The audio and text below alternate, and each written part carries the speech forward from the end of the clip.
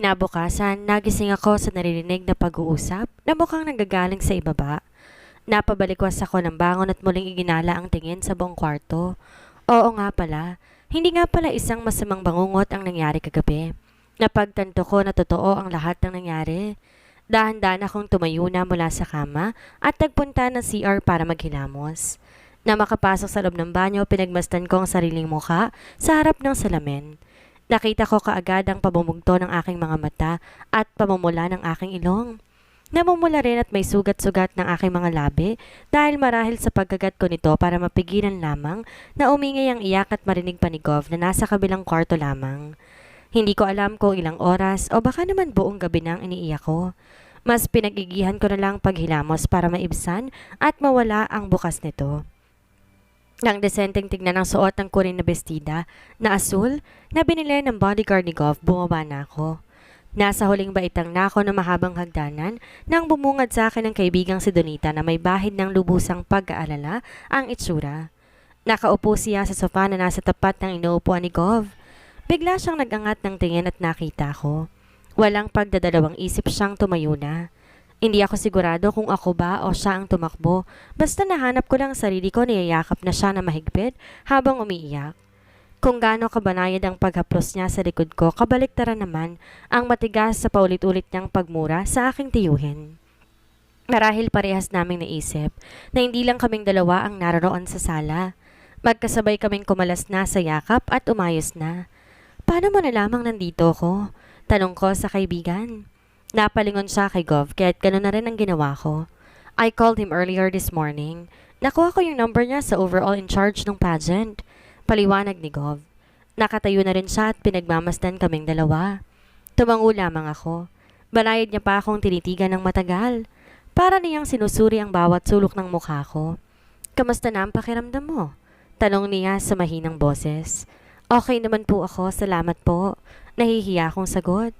Batid kong nakamasid sa aming dalawa sa Donita. Bumuntong hininga siya at nakapamulsa na. Doon ko lang napansin ang suot niyang white button-down shirt at black khaki pants. Mukhang may lakad. Alright, maiwan ko muna kayong dalawa para makapag-usap kayo. I need to take care of some things first. I'll be back, and the doctor will be here in an hour or so. Sa isang iglap, umalis na sila ng kanyang bodyguards at naiwan kaming dalawa ng kaibigan ko. Naupo na ako sa sofa at sumunod naman sa akin si Donita at naupo na siya sa aking tabi. Nakakaloka. Sinasabi ko na nga ba, napakawalang hiya talaga ng manyak mong tiyuhin. Kahit na may phobia ako sa baril, gagamitin ko talaga para tadtarin siya ng bala.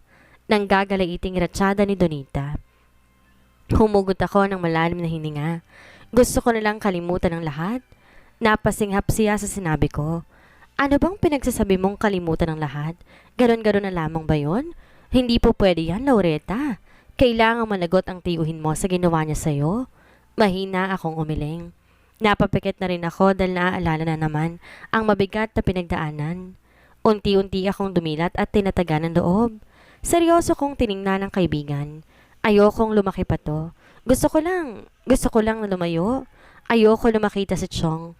Umusog siya at kinuhang dalawang kamay na nasa kandungan ko. Mariin niya itong pinisel. Hindi ka na masasaktan pa ng pamilya mo, lalong-lalo na ng tiyuhin mo. Nandito lang ako at si nanay para suportahan ka sa lahat na magiging desisyon mo. Niyakap ko siya ulit upang humugot ng lakas mula sa kanya. Marahan niyang hinaplos ang buhok ko. Diyos ko, sa tuwing maiisip ko kung anong po pwedeng mangyari sa'yo kung di dumating si Governor Delfaro, nanlulumo ako, Laureta. Kumalas siya sa yakap at kunot noo akong tiningnan. Ano bang nangyayari? Papanong nalaman ni Governor ang bahay mo? Ikukwento ko na kay Donita ang lahat. Wala akong matitis na detalye. Halos makalimutan ko na nga na hindi pa ako kumakain ng agahan. Mabuti na lang pinaalalahanan niya ako kaya pinagpatuloy namin ang kwentuhan sa kusina. Di na ako nagluto pa ng kakainin dahil may nakalapag na sa lamesa. Hindi ko alam kung sino nagluto ng mga pagkain. Matapos magkwento at kumain, ginawaran niya ako ng marunong at mapagdudang tingin. Alam mo, kahit ayaw ko mang bahira ng kahit anong ibang kahulugan, ang pagtulong ni Governor sa'yo, hindi ko pa rin talaga maiwasan. Nag-iwas ako ng tingin at kinuha na lang isang baso ng tubig at sumimsim mula dito. Pagkatapos uminom, nilapag ko na ito. Ano bang ibig mong sabihin? Pagmamaang-maangan ko. Hindi pa rin makatingin sa kanya ng diretso. Laureta, maganda ka. Alam ko hindi ka ignorante sa mga lalaking nagpaparamdam sa'yo ng interes, kahit taon pa man. Alam kong ganoon din ang nahinuha mo sa mga ikinikilos ni Governor. Pinagmasdan ko ang sariling kamay na ipinatong sa lamesa. At sa wakas, unti-unti ako nag-angat ng tingin sa kanya. Mabait lang talaga si Governor, kaya niya ako tinutulungan. Kahit naman siguro sinong nasa sitwasyon ko, tutulungan niya pa rin. Naranan siya ang tingin na ipinukol niya sa akin.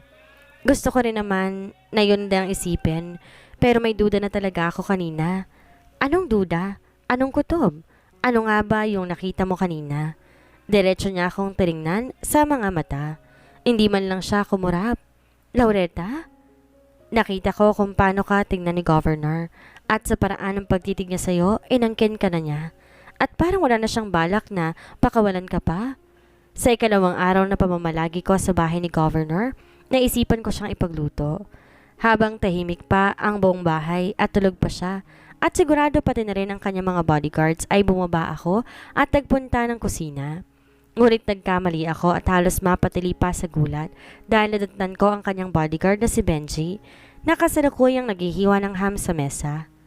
Natigilan din siya sa ginagawa nang mapansin ako. Nagangat siya ng listong tingin sa akin. Niwala akong nababanaag na ibang emosyon. Para talaga siyang bato. Good morning po, ma'am. May kailangan po kayo? Napapisil ako sa mga daliri ko. Bala ko sana umatras na lang, ngunit nanaig din ang determinasyon. Bala ko sana na ako magluto ng inyong agahan. Pwede ba na ako na magpatuloy niyan? Tinignan niya pa ako ng ilang segundo, gamit ang naninimbang na tingin sa kanyang madilim na mata. Tinignan ko rin siya pabalik. Napuna ko na medyo bata pa siyang tingnan. Siguro ay nasa edad 30 anyos pa lamang. Hindi ko maiwasang hindi makaramdam ng intimidasyon dahil sa tangkad at tindig niya. Hindi pa kasama doon ang kanyang military cut na buhok. Bahagya siyang tumango at walang kibo na inilapag ang kutsilyong hawak. Sa isang iglap umalis siya ng kusina. Pinagpatuloy ko ang ginawa niya kanina. Dinagdagan ko rin ito ng iba pang lulutuin mula sa refrigerator. Dahil may nakita akong manok sa loob nito, napagpasyahan ko ring magluto ng tinola para naman may mainit na sabaw. Sanay naman ako magluto sa bahay. Hindi ko natutunan ng pagluluto kay Chang kundi sariling sikap ko lamang talaga. Siguro dahil takot akong mapagalitan niya kaya pinag-iigihan ko talaga ang pagluluto. Kaya siguro nabasa ang abilidad ko sa kusina. Matapos makapagluto, inihanda ko ng mesa. Kasalukuyan ako naglalagay ng kutsara at tinidor nang mapansin ang pagdating ni Governor. Napaka-presko niya ng tingnan at halata kakatapos lamang maligo. Nakasuot na puting t-shirt at denim jeans. Kahit napakasimple lang ng kanyang suot, nakakasiguro ko, mapapansin talaga siya ng mga babae. Ikaw pa lang nagluto. Nakangiti ang bungad niya. Opo, Gov. Maupo na po kayo? Naupo na siya sa bakanting silya na nasa tapat ko. Pinagmasdan niya ang mga pagkain na nailatag ko na sa mesa. Mukhang masarap to ah. Napangiti ako at nilagyan ng sabaw ang kanyang mangkok. Sana nga po. Nagangat siya ng tingin at hindi pa rin natatanggal ang ngiti sa kanyang mga labi. Dahil ikaw ang nagluto, sigurado akong masarap. Uminit ang pisngi ko sa sinabi niya at naupo na sa silya. Nilagyan ko na ng kanin ang sariling plato. That's it? Bigla niyang tanong sabay masid sa kanin ko. Konti na lang po talaga ang kanin na nilagay ko sa hapagkainan. Bumuntong hininga siya at kinuhang plato na may kanin. Dinagdagan niya ang kanin ko. Eat more. You need the strength. Hindi na ako umalma pa. Kinuha niya ang aking kutsara at tinidor. Lumingali nga ako sa kanyang likuran. Yung mga bodyguards at driver niyo po, they will get their own food. May quarter sila dito sa bahay. Nagluto pa naman ako ng marami. I'll ask Benji to get it. Next time, don't worry about them. What are your plans today? Bala ko po sana na umalis ng bahay para maghanap ng trabaho. Kumunot ang kanyang noon na para bang di yun sumagi sa isipan niya. Bakit pa ba kailangan magtrabaho?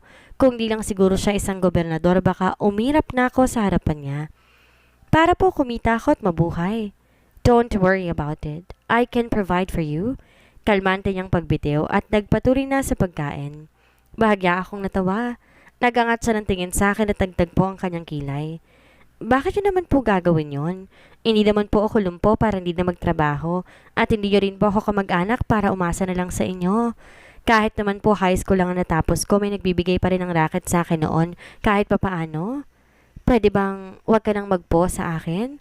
Sumasakit ang tuhod ko pag ginagawa mo yan eh. I'm still 28. Seryosong pahayag niya. Mas pinuna niya pa ang pagpo ko sa kanya kaysa naging mahaba akong diskurso. Tumahimik ako at kinuha na lang ang baso ng tubig para sumimsim mula dito. Just call me Gavin kapag tayo lang dalawa. Pagpapatuloy niya. Nasa mid ako sa iniinom ng wala sa oras.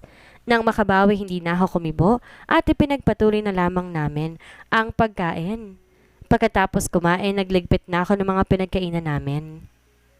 Inilagay ko na ang mga hugasin sa lababo. Umalis na rin si Governor para kausapin si Benji.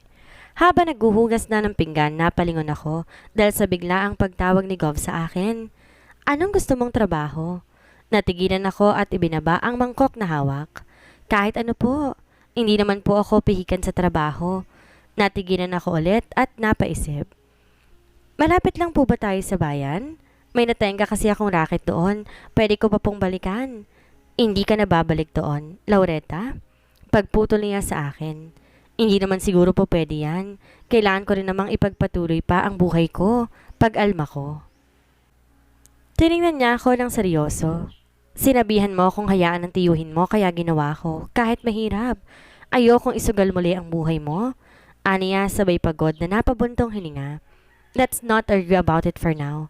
I want you to change. Sumama ka kay Benji. Shop for more clothes and things that you need. Hindi na ako nagpumilit pa. May panahon pa naman ako para makumbinsi siya.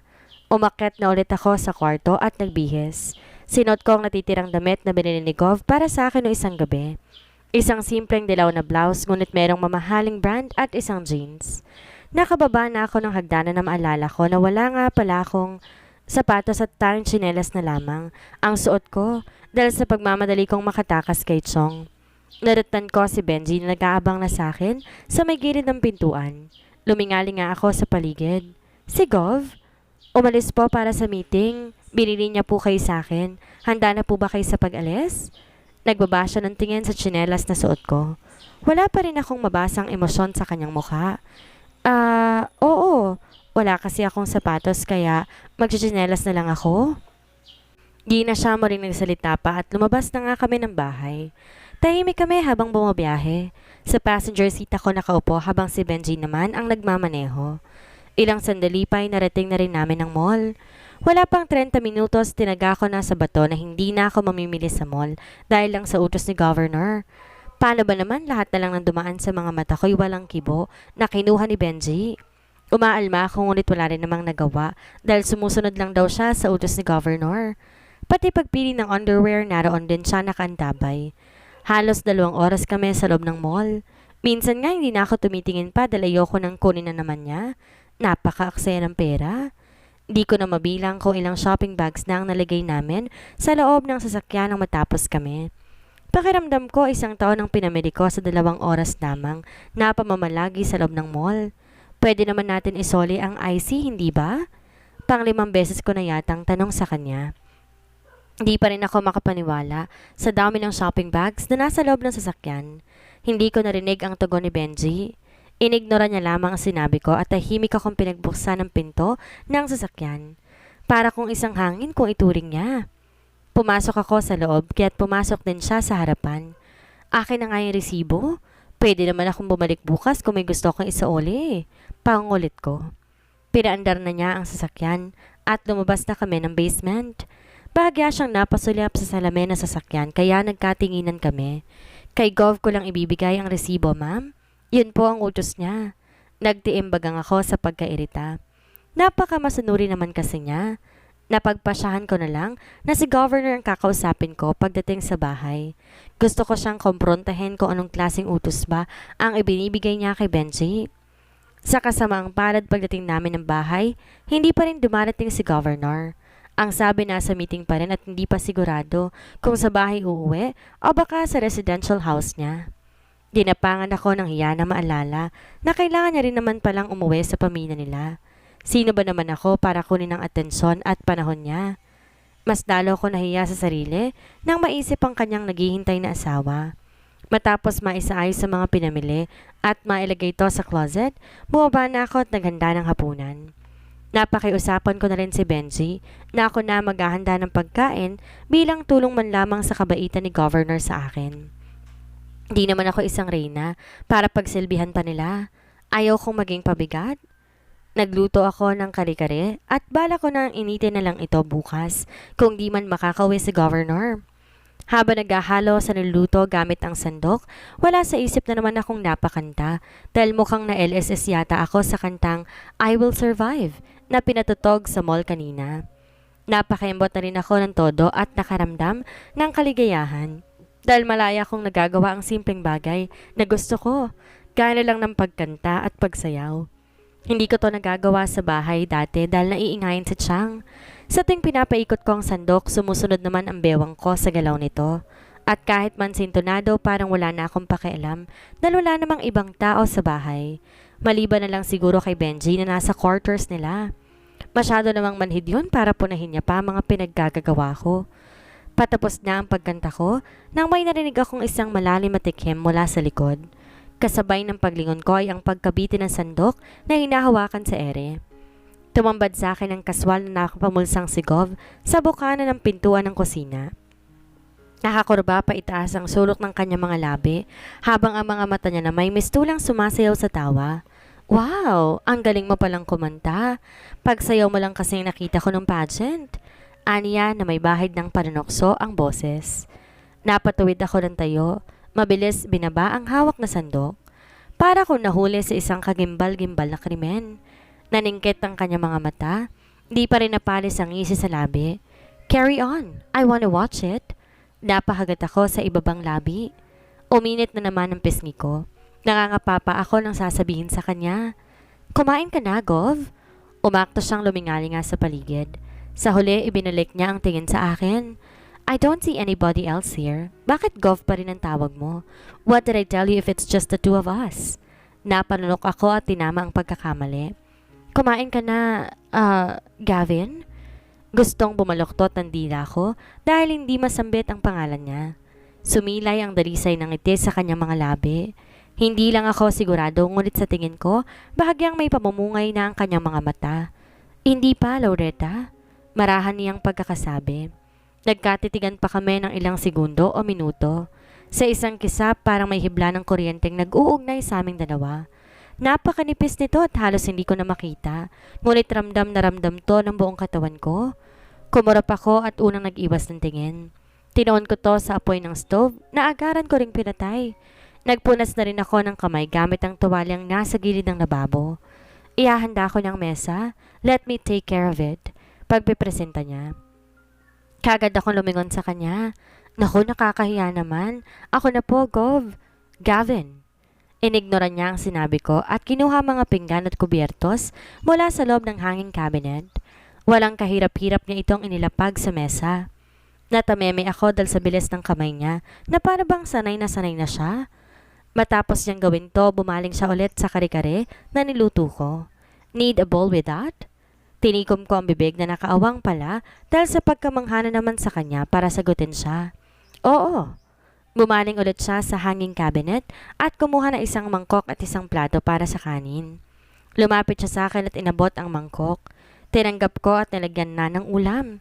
Siya na rin mismo nagsandok ng kanin. Dahil sa naging handa ng lahat, naupo na kami sa hapagkainan. Medyo kinakabahan pa ako habang pinagmamasdan siyang tinitikman ng aking kare-kare. Ngumisi siya.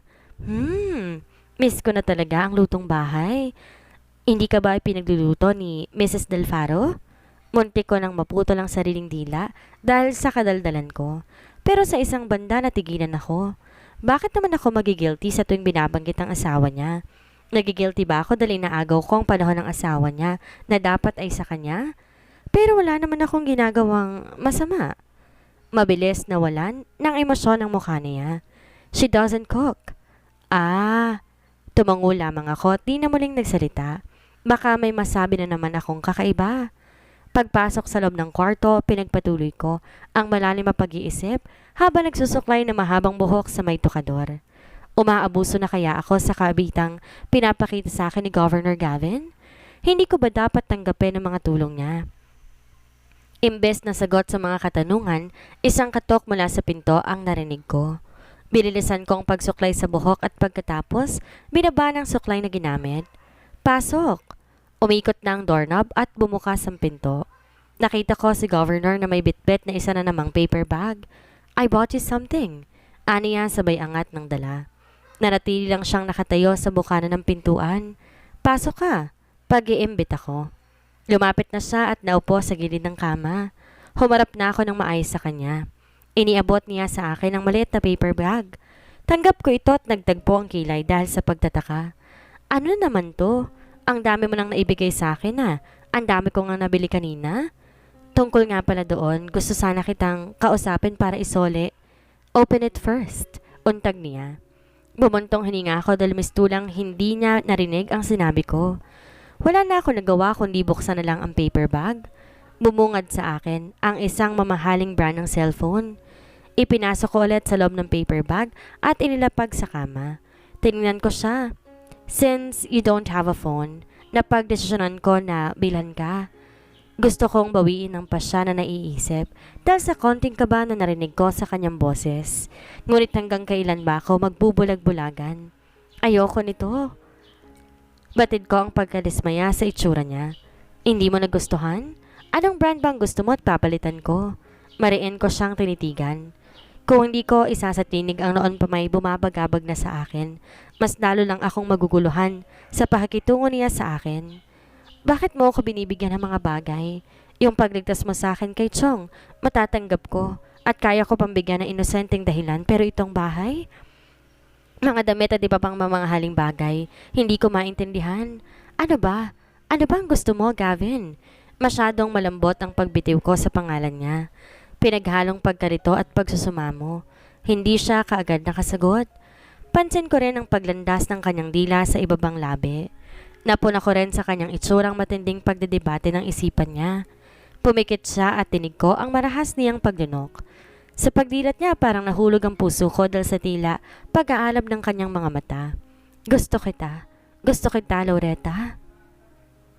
Ano ang gagawin ni Laureta ngayong nagtapat na ng damdamin si Gavin tungkol sa nararamdaman nito sa kanya? Tatanggapin ba ito ng dalaga gayong may asawang tao ang gobernador? Yan ang ating aalamin sa susunod nating kabanata.